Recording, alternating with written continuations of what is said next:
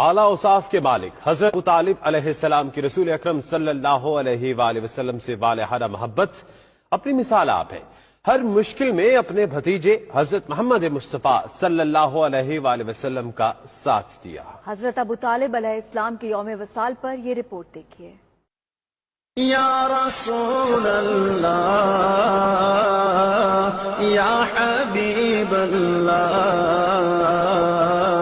یا رسول اللہ یا محسن اسلام حضرت ابو طالب علیہ السلام، جنہوں نے اپنی جاہ و حشمت، مقام و مرتبہ اور اپنی اولاد کے ذریعے شجر اسلام کی ایسی آبیاری کی کہ رہتی دنیا تک دین اسلام کا نام باقی رہے گا۔ جناب عبد المطلب کی رحلت کے بعد حضرت ابو طالب علیہ السلام سردار عرب قرار پائے۔ آپ نبی اکرم صلی اللہ علیہ وآلہ وسلم سے اس قدر محبت فرماتے تھے کہ آپ صلی اللہ علیہ وآلہ وسلم کے مقابلے میں اپنے بچوں کی بھی پرواہ نہیں کرتے تھے۔ آپ کی فداکاری کا یہ عالم تھا کہ ہر رات امام الانبیاء صلی اللہ علیہ وآلہ وسلم کو اپنے بستر سے جگاتے اور آرام کرنے کے لیے دوسری جگہ کا انتظام فرماتے، اور آپ صلی اللہ علیہ وآلہ وسلم کی جگہ اپنے بیٹے حضرت علی، جعفر و عقیل کو سلا دیتے تاکہ اگر کوئی نقصان ہو تو میری اولاد کو ہو۔ ہادی برحق نبی رحمت صلی اللہ علیہ وآلہ وسلم کو کوئی گزند نہ پہنچے۔ تمام مورخین اس بات پر متفق ہیں کہ شان رسالت پر اولین نعتیہ کلام حضرت ابو طالب علیہ السلام نے ارشاد فرمایا۔ محبت رسول اللہ صلی اللہ علیہ وآلہ وسلم میں لکھا گیا یہ کلام عربی ادب کا عظیم سرمایہ ہے۔ جب قریش نے پیغمبر اکرم صلی اللہ علیہ وآلہ وسلم اور مسلمانوں کے ساتھ اقتصادی، سماجی اور سیاسی ہر قسم کے روابط منقطع کر دیے تو حضرت ابو طالب علیہ السلام بنو ہاشم کو